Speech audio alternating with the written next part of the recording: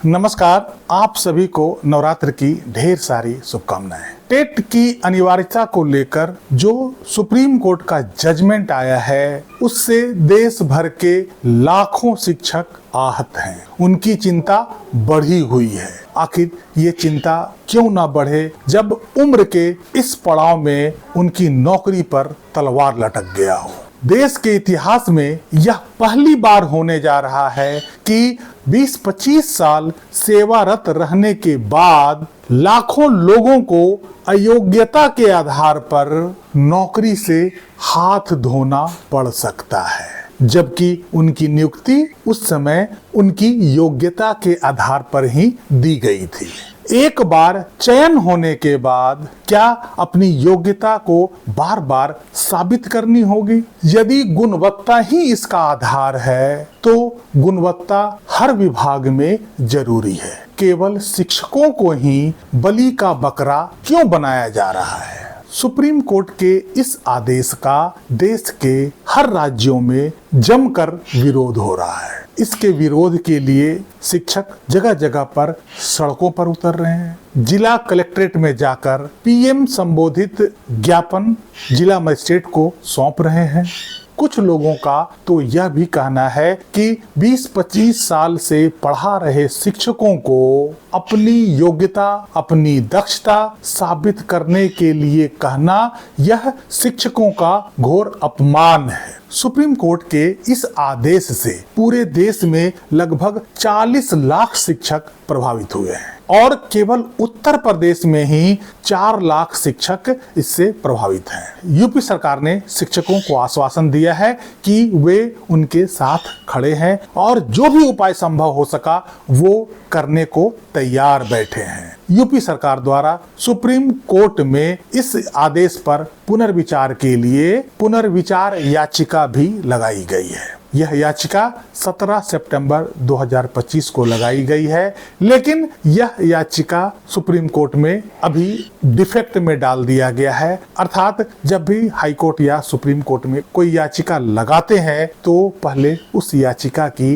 प्रारंभिक जांच होती है कि इसमें कोई कमी तो नहीं रह गई है, और यदि उसमें कोई कमी है तो उसे डिफेक्ट में डाल दिया जाता है और उनके अधिवक्ता को कुछ समय दिया जाता है उस डिफेक्ट को दूर करने के लिए। आखिर यह पुनर्विचार याचिका रिव्यू पिटीशन है या क्यूरेटिव पिटीशन है, मुझे इसकी जानकारी नहीं है। हालांकि जैसा कि कहा जा रहा है कि यह एक रिव्यू पिटीशन है, तो रिव्यू पिटीशन में किसी भी आदेश को फंडामेंटली चेंज नहीं किया जा सकता है। बहुत हल्का फल्का चेंज या ग्रामेटिकली या टेपोग्राफिकल एरर ही चेंज किया जा सकता है, क्योंकि कोई भी कोर्ट अपने आदेश को बदल नहीं सकता है। इसलिए मेरे विचार से ज्यादा बेहतर होता कि इस आदेश में क्यूरेटिव पिटीशन लगाया जाता। बहरहाल जो भी एडवोकेट इसको परस्यू कर रहे होंगे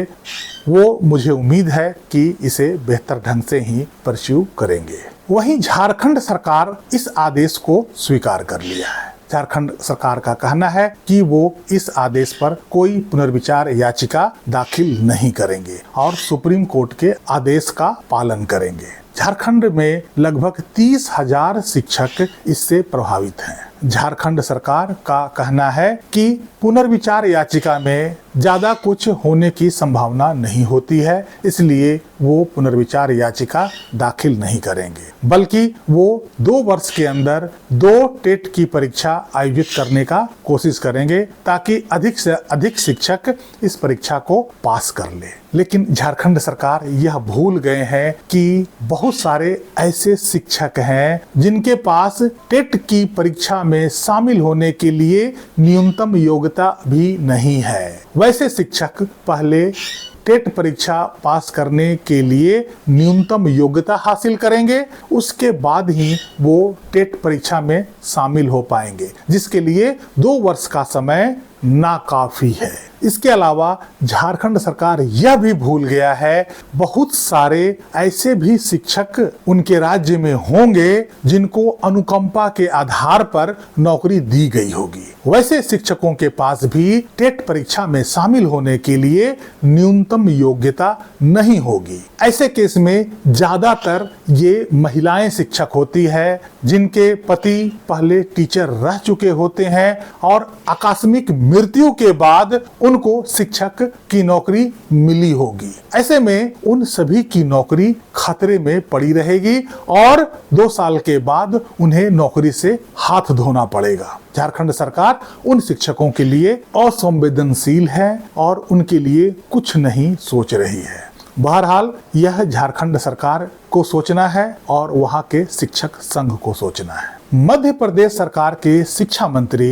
राव उदय प्रताप सिंह ने कहा कि कोई भी शिक्षक टेट के लिए परेशान ना हो, जरूरत पड़ेगी तो वो ऑनरेबल सुप्रीम कोर्ट से आग्रह भी कर सकते हैं। सरकार पूरी तरीके से उन शिक्षकों के साथ खड़ी है। हिमाचल प्रदेश की सरकार भी पुनर्विचार याचिका दाखिल करने के लिए सोच रही है। अभी हिमाचल प्रदेश की सरकार सारा डेटा इकट्ठा करने में लगी है कि आखिर कितने शिक्षक उनके राज्य में इस आदेश से प्रभावित हुए हैं और कितने शिक्षकों को केवल टेट की परीक्षा पास करनी है और कितने शिक्षकों के पास टेट की परीक्षा में शामिल होने के लिए न्यूनतम योग्यता नहीं है, कितने शिक्षकों को अनुकंपा के आधार पर नौकरी दी गई है। इन सभी का डेटा वहां की सरकार इकट्ठा कर रही है ताकि पुनर्विचार याचिका में इस बात को अच्छी तरीके से रखा जाए